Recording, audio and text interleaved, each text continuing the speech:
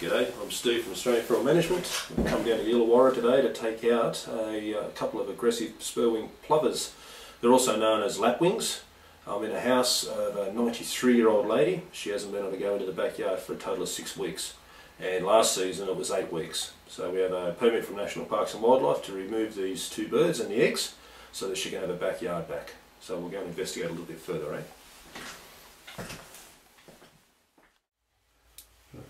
There's a spur-wing plover sitting on the grass. It looks quite innocent. We haven't done any washing for a month. These people have tried everything. They've got a fake snake on the grass, they've got CDs hanging off the clothesline, they've got other bits and pieces around the fence line. It was doing the same thing last year.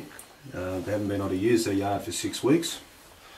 And apparently it's attacked quite a few people, drawn blood, bitten.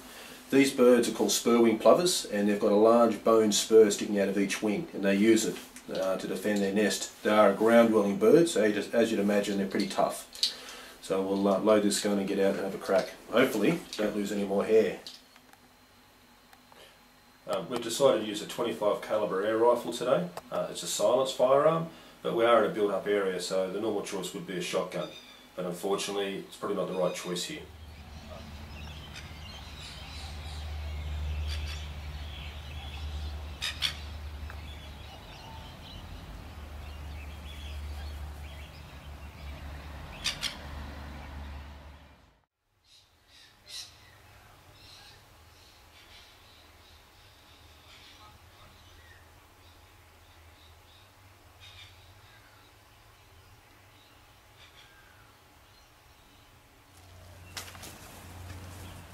As you can see, it's a spur-wing plover. I'll quickly show you how they get their name.